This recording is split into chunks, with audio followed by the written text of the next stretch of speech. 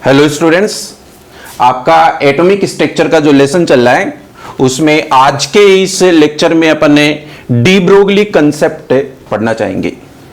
De Broglie concept क्या है और इस टॉपिक का इस एटॉमिक स्ट्रक्चर से क्या रिलेशन है, ये अपन ने पहले प्रिपेयर करते हैं। देखिए, इससे पहले के लेक्चर में आपने ऐसा एक टॉपिक पढ़ा था, dual nature of light.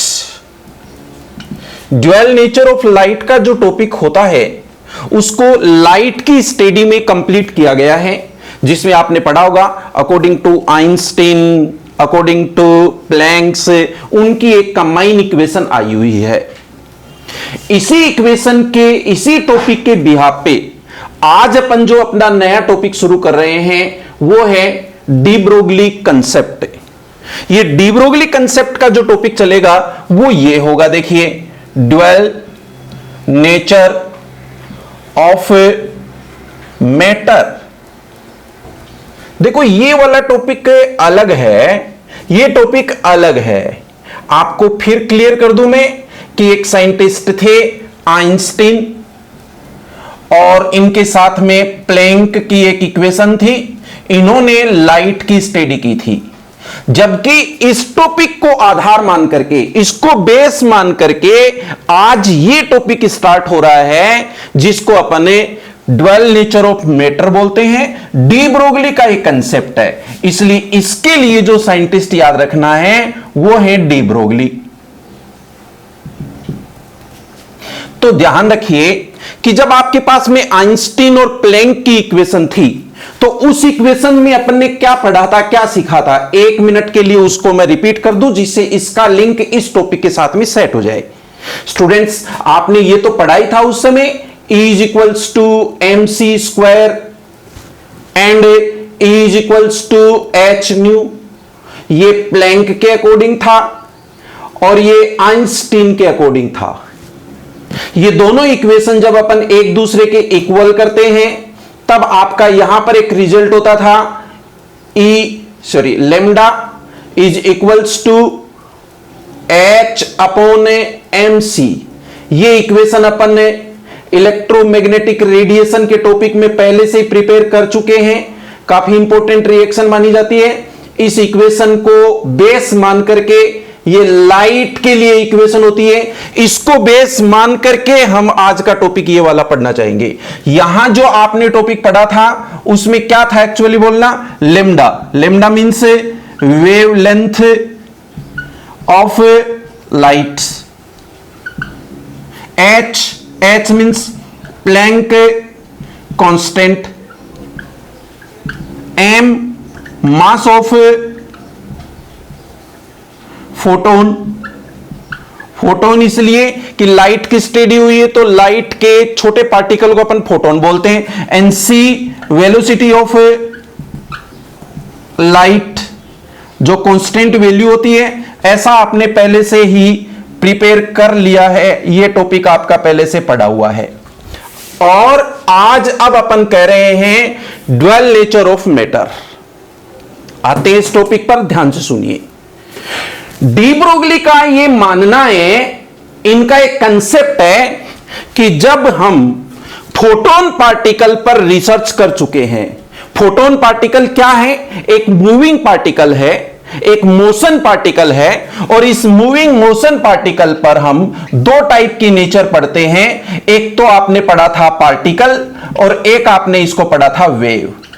There are two natures of photon particle। इस मूविंग पार्टिकल की दो नेचर मानते हुए साइंटिस्ट ने रिजल्ट दिया है lambda is equals to H upon MC। De Broglie का मानना है कि हम इलेक्ट्रॉन को भी एक मूविंग पार्टिकल मानते हैं, इलेक्ट्रॉन भी एक मोशन पार्टिकल है, फोटोन पार्टिकल की तरह ही।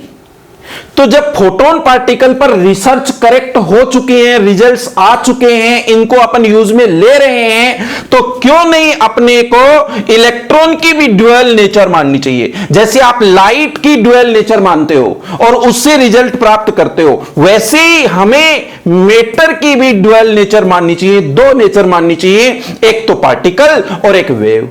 जब आप इलेक्ट्रॉन की दो नेचर मान लेंगे, एक तो ये पार्टिकल है और एक वेव है, इट मींस इलेक्ट्रॉन की जब मूविंग होगी तो वो एक वेवलेंथ के रूप में होगी, वेव के रूप में होगी।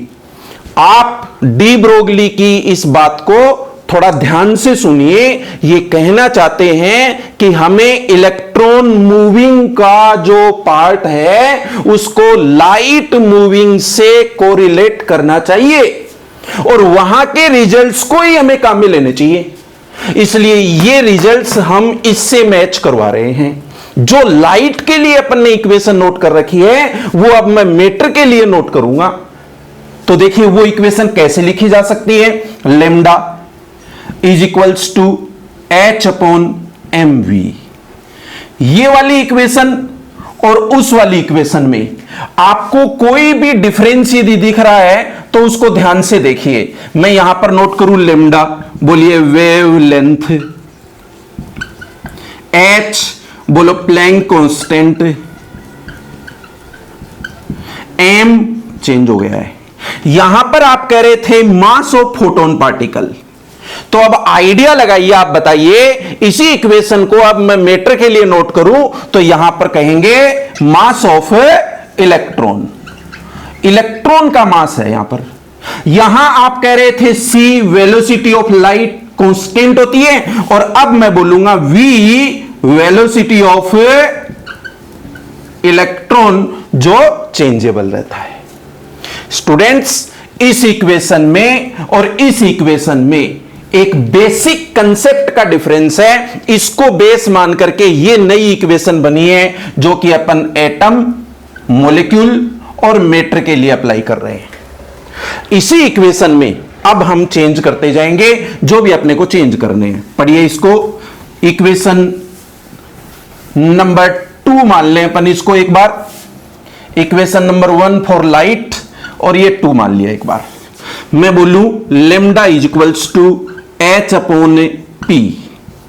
ये एच अपॉन पी क्या है देखना, तो अपन कहते हैं mass into velocity is equals to momentum P. M into V को हमने मोमेंटम बोल दिया है, P momentum of moving electron.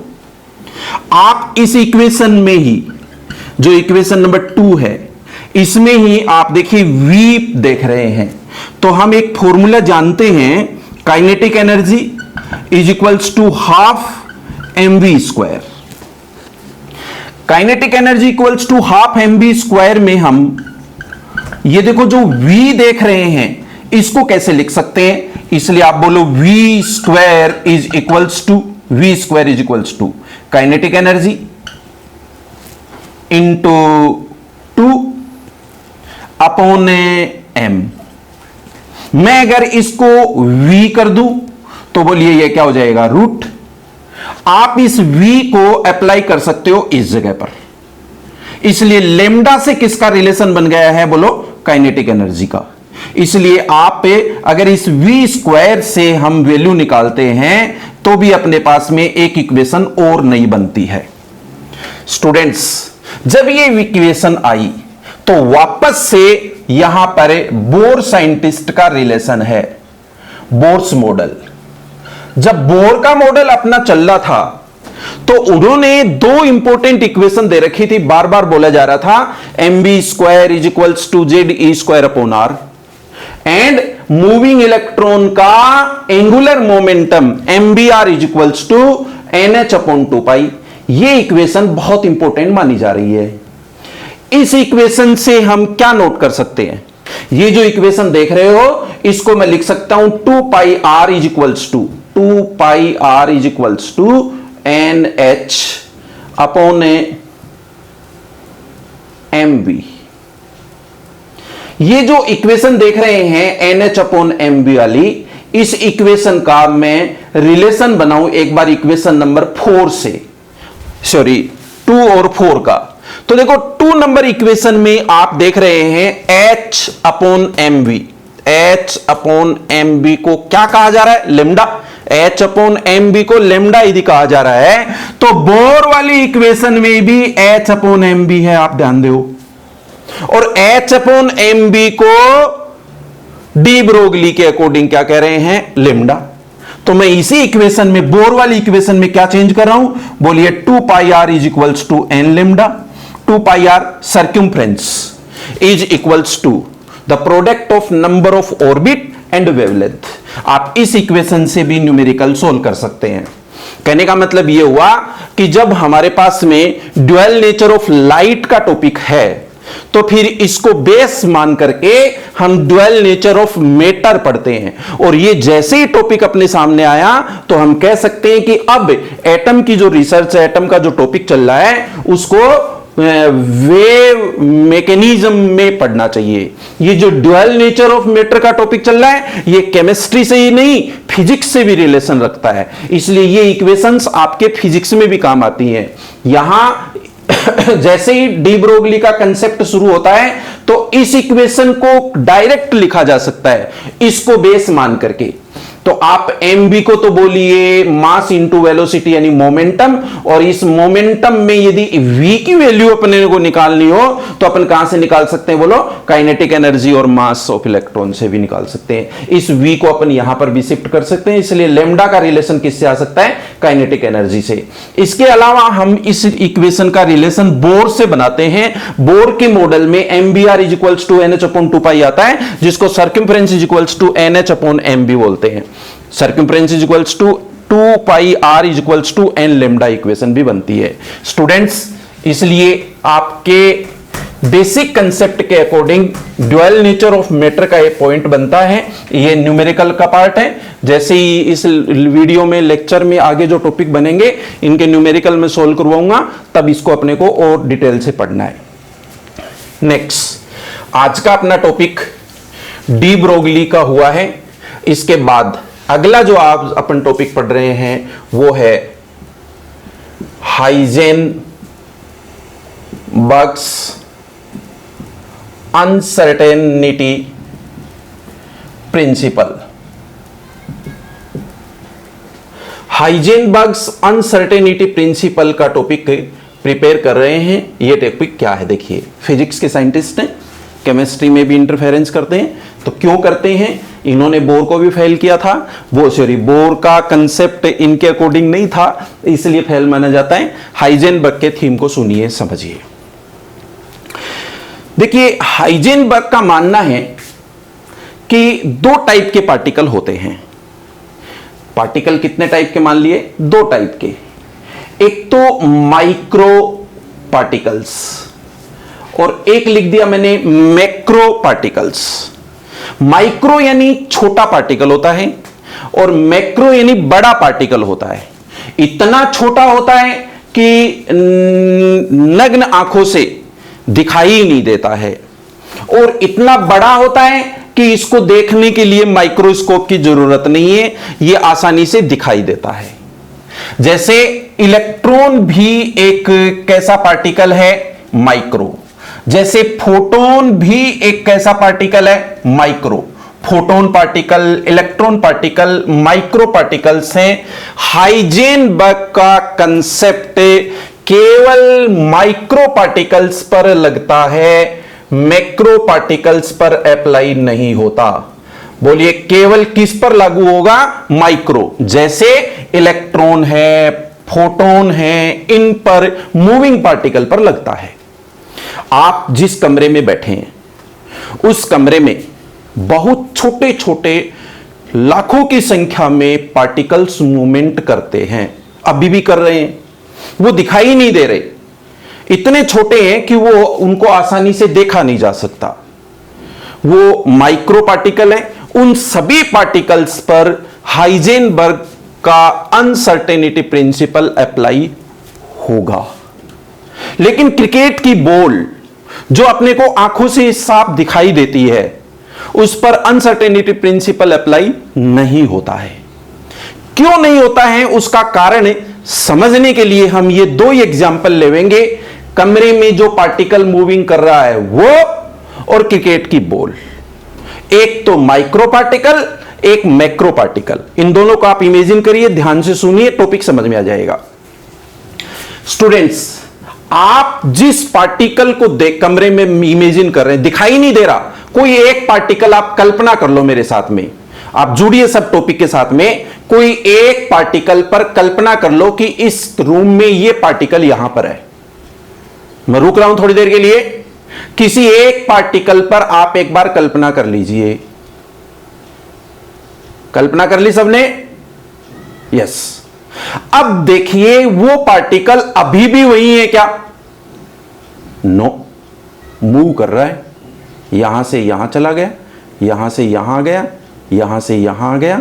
बोलिए ये कंटिन्यूअस क्या कर रहा है? मूविंग कर रहा है, इर्रेगुलर मूविंग कर रहा है, कहीं भी जा सकता है, इधर उधर फ्री है ये। बोलिए इस पार्टिकल की पोजीशन निश्चित है क्या? डेफिनेट है क्या? फिक्स है क्या? नहीं है। इसलिए मेरे पास में इस पार्टिकल से रिलेटेड एक नाम निकल करके आया, पोजीशन अनसर्टेन है।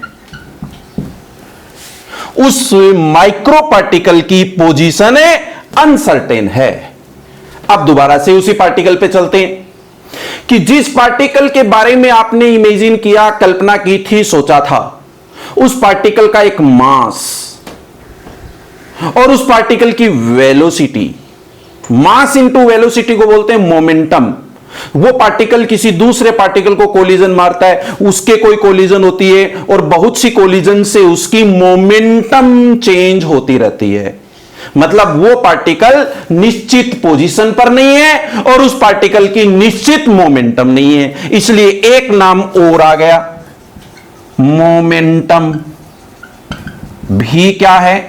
अनसर्टेन है, अनिश्चित है और अनिश्चित है। उस माइक्रो पार्टिकल के लिए हमारे पास में एक पॉइंट आया कि माइक्रो पार्टिकल जब मोशन में होता है तब उसकी पोजीशन भी अनसर्टेन होती है और उसकी मोमेंटम भी अनसर्टेन होती है। ये दोनों वैल्यूज एक साथ सही सही कैलकुलेट करना पॉसिबल नहीं है। ये होता है अनसर्टेनिटी प्रिंसिपल। ये बोल रहे हैं could not determine the correct position and correct momentum of a microparticle simultaneously। एक साथ में कैलकुलेट करना संभव नहीं है। इसलिए आप बोलिए अनसर्टेनिटी प्रिंसिपल का ये पॉइंट समझ में आया होगा। जबकि बोर वाला जो मॉडल चल रहा था वो क्या कह रहा था, एक बार इसके साथ रिलेशन बनाऊं और फिर इस टॉपिक को फाइनल कर दूं। बोर का मॉडल कह रहा था कि M B are is equals to N H upon 2 pi. M V बोलिए मोमेंटम, आर यानी रेडियस यानी एंगुलर यानी पोजीशन, तो बोलिए X, X and P is equals to N H upon 2 pi. Bohr का मॉडल यदि अपन एक बार देखें तो वो कह रहे हैं कि मोमेंटम और पोजीशन का multiple, product of momentum and position is equals to N H upon 2 pi according to Bohr. But यहां पर डी हाइजेनबर्ग क्या कह रहे हैं कि पोजीशन तो अनसर्टेन होती है, मोमेंटम भी अनसर्टेन होता है। तो फिर आपने उनको फिक्स कैसे किया? बोर से पूछा जा रहा है कि इसका मतलब यह हुआ कि बोर का मॉडल इस पोजीशन और मोमेंटम वाले पॉइंट को करेक्ट एक्सप्लेन नहीं करता है। भाई हाइजेनबर्ग तो साफ बोल रहे हैं कि माइक्रो पार्टिकल की पोजीशन और मोमेंटम दोनों एक साथ सही सही डिटरमाइन करना पॉसिबल ही नहीं है।